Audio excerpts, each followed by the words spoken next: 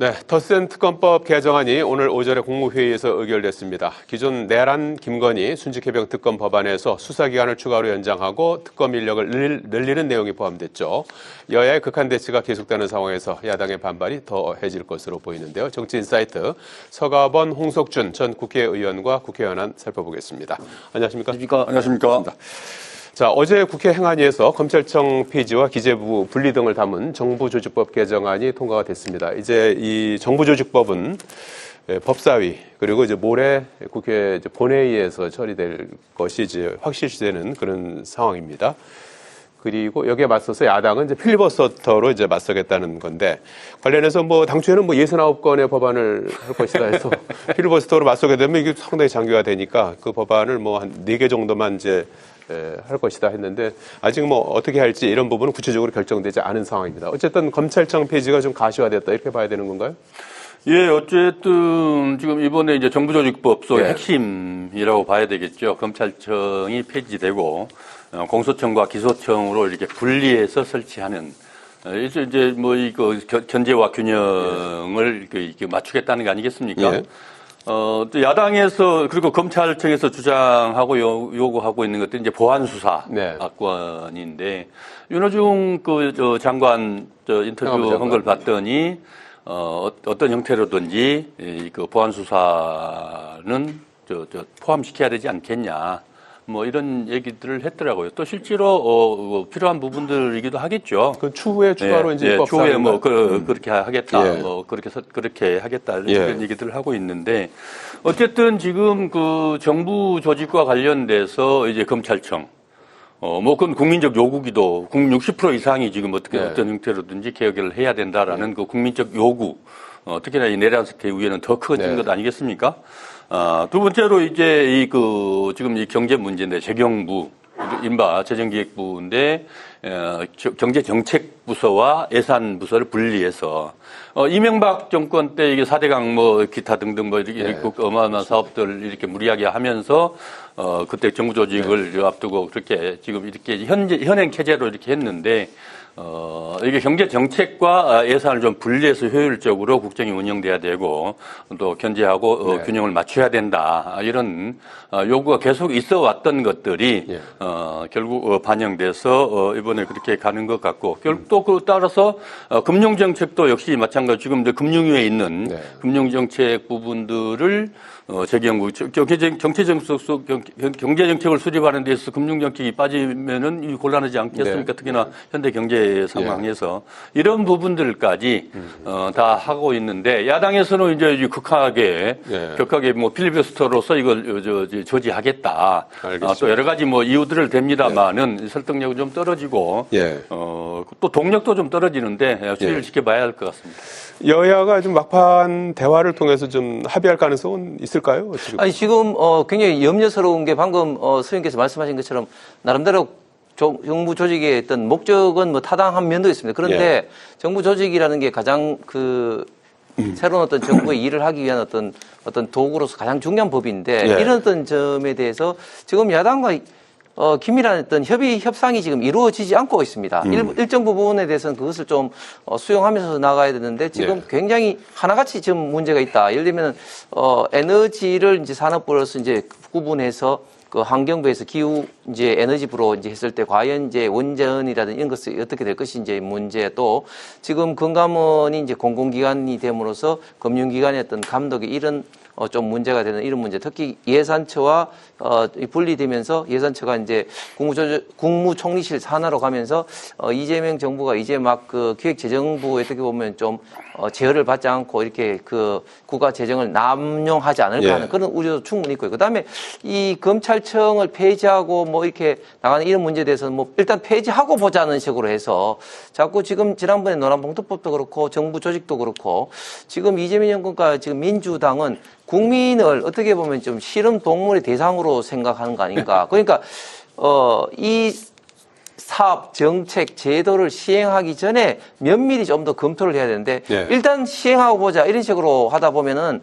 정말 국민들에게 경제적으로 그리고 사업적으로 많은 문제가 발생할 수밖에 없다. 그런 점에서 좀 더 시간을 주고 좀 이제 논의를 하자 이런 어떤 상황인데 불구하고 군사 작전하듯이 밀어붙이는 이런 어떤 민주당의 태도를 보이고 있기 때문에 네. 협의보다는 결국은 필리버스터로 지금 현재 좀 지연할 수밖에 없는 그런 상황인 것 같습니다. 예, 여당 주도의 이제 정부조직법 처리 여기에 맞서는 필리버스터 그 사이에 이제 어떤 대화가 조금 있을지 이 부분이 지금 현재 주목되는 안타까운 건 역시 대목입니다. 야당이 주장하는 것들을 서로 원내에서 협상을 통해서 예, 예. 좀씩 확보해서 균형을 맞출 필요가 있거든요. 근데 예. 극한 투쟁으로 가버리면 결국 야당도 손해고 예. 또 국민도 그 피해가 크죠. 그런데 배임죄 문제는 어떻게 봐야 될까요? 배임죄 폐지는 사실 처음에 이제 노란봉투법이라든지 뭐 노동계가 원하는 이제 법안들을 쭉 여권에서 하면서 기업에서도 좀 그동안에 이제 수건 사업이라고 할 수 있는 배임죄 폐지 부분을 이제 해주는 걸로 이렇게 정부 여당에서도 이제 검토한 부분이고 이번에 이제 그 배임죄 폐지 쪽으로 이제 9월에 이제 이번 정기국회 처리를 이제 목표로 하고 있는 그런 상황인데 예, 야당에서 좀 입장이 이제 반대로 이제 선회를 했습니다. 이재명 대통령이 지금 배임죄로 기소된 여러 건이 있지 않습니까? 대정동, 백현동 개발 비리 의혹을 비롯해서 그래서 결국은 이제 배임죄 폐지를 해서 기소가 이제 사라지는 면소 판결을 받기 위한 것이 아니냐 이제 이런 이제 의혹의 시선을 던지면서 반대 입장에 이제 들었었는데 이 논란은 어떻게 보시고 계세요? 너무 많이 나간 얘기들이죠. 실제로 이 배임죄는 우리 그 경제계에서 수건 사업 아니었습니까? 예. 오래된 수건 사업인데. 모든 게 이제 때와 이제 그 시기가 중요하고, 그때 또 상황이나 명분들이 중요한데, 예. 이제 어느 정도 무르익었지 않느냐. 예. 사실 이 배임죄는 세계적으로 미국을 비롯해서 뭐 주요 국가들, 거의 대부분의 국가들이 배임죄를 두고 있는 경우는 없습니다. 횡령과 사기죄로 이렇게 다 커버를 하고 있고, 배임죄를 별도로 이렇게 두고 있는 게 이쁜 건데, 제가 그 과문에서인지 몰라도 입법 예들을 찾아보기가 어려울 정도로, 실제로 그런 상황이거든요. 네. 결국 기업이, 윤리 경영을 해야 되면 기본 원칙이고, 네. 또 투명한 이 경영도 이 기본 원칙이고, 또 그런 것들이 우리 이 곳곳에 상법이나 형법에 곳곳에 다 배치되어 있거든요. 예. 결국은, 경영 판단의 원칙이 지켜져야 되는데, 결국 이 배임죄로 인해서 과도하게 제한되면서 위축되고, 네. 이런 부분들이 이 기업 활동에 있어서 대단히 그 피해가 크다. 이런 것들, 또 소액주 보호의 문제에 있어서 또 오히려 이게 역으로 작용하고 있다. 뭐 이런 요구들이 강하게 제기돼서, 결국 지금 이 논의가 되고 있고, 이제 아까 말씀드렸듯이 노란봉투법은, 이른바 노동자들을 보호하기 위한 것이라고 하면은, 결국 이 배임죄와 관련돼서는 기업 활동을 위축시키는 것으로서, 또 좀 이게 좀 완화하고, 폐지될 때가 됐다. 네. 이런 판단들로 인해서 있는 것이지, 네. 지금 현재 대통령이, 이 헌법상 보장되고 있는 여러 가지 이 권리에 의해서 지금, 기소되지고, 아무런 제재받지 네. 않고 있는데, 그것을 두고, 네. 이재명 대통령을 위한 법 개정이다. 네. 이건 너무 나가고 너무 무리한 얘기 아니겠습니까? 예. 네.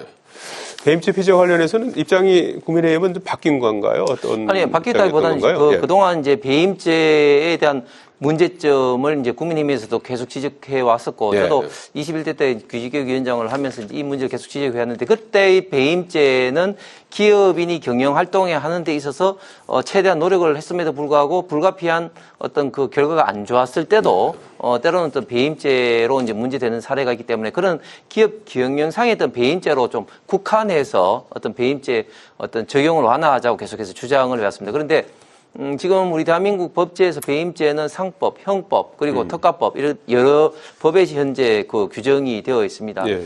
제가 상임위도 법사위, 정무위 뭐 이렇게 그렇습니다. 소관 상임위가 네, 그렇더라고요. 그렇습니다. 예. 그렇습니다. 그래서 제가 김병기 원내대표 언론 인터뷰를 보니까 단계적으로 상법, 형법 상의 어떤 그 배임죄를 다 폐지한다 이런 네. 식으로 지금 현재 민주당의 기본 방침이 됐습니다. 자, 그렇게 되면 어떻게 되냐면 애초에 목적으로 했던 기업 경영에 따른 어떤 과도한 예. 기업인들의 경영상의 어떤 실수로 인한 어떤 형벌 부과를 좀 면제하자는 글쎄요. 배임죄의 어떤 폐지 목적보다는 형법상의 어떤 배임죄까지 폐지하게 된다면 좀 앵커께서 말씀하신 것처럼 이재명 지금 대통령이 백현동, 대장동, 그다음에 예. 성남 FC, 그다음에 이제 버카 부정사용 이런 것들이 다 배임죄로 기소돼서 현재 재판을 받고 있기 때문에 예, 중단돼 있죠. 예, 현재 대통령 재임 중에는 모르겠으나 그러나 재임 이제 끝나면 당연히 이제 재판이 진행되는데 진행되더라도 결국 이제 배임죄가 폐지되게 되면은 면소 판결을 받을 가능성이 많다. 따라서 이 배임죄의 1호 수혜자는 이재명 대통령이 될 가능성이 많기 때문에 전면적인 배임죄 폐지가 아닌 경영상의 어떤 배임죄의 적용을 제한하는 이런 어떤 제한적 어떤 적용이 저희들을 주장하는 것입니다. 경제 관련은 하는 그렇습니다. 것만 형사적인 것은 이제 제외하고 예, 그렇습니다. 전면적이 반대하는 그런 네. 입장은 아니군요. 예, 그 논의 상황은 앞으로 좀 상당히 좀 지켜봐야 될 것 같고요.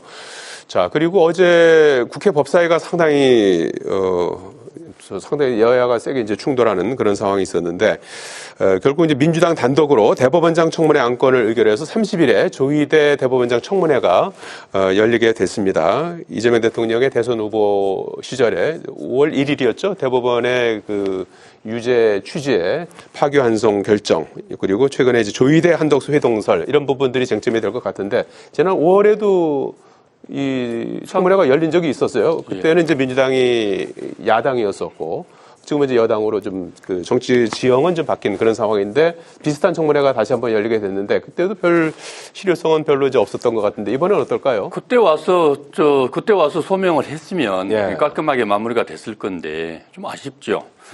사실 이게 삼권 분립이라고 야당에서도 주장을 하고 뭐 또 일부 언론에서도 그런 논조의 그 기사들이 나온 걸 봤습니다만은 엄연히 우리 국회법 125조인가요? 121조. 예. 121조 5항에 대법원장도 국회 본회의나 상임위에 출석해서 의견을 개진할 수 출석시킬 수 있다라는 조항을 두고 있습니다. 그러니까 이 법치국가에서 이 국회법 법 테두리 안에서 할 수 있는 행위거든요. 그 대법원장 아니라 누구라도 이 법적 근거를 가지고 하는 행위를 국회에서 국회의 권능으로 또 권한으로 역할로 법에 주어져 있는 행위들을 하는 그것을 삼권 분립의 그 원칙으로 들어서 그것을 그렇게 주장하는 것은 무리하다.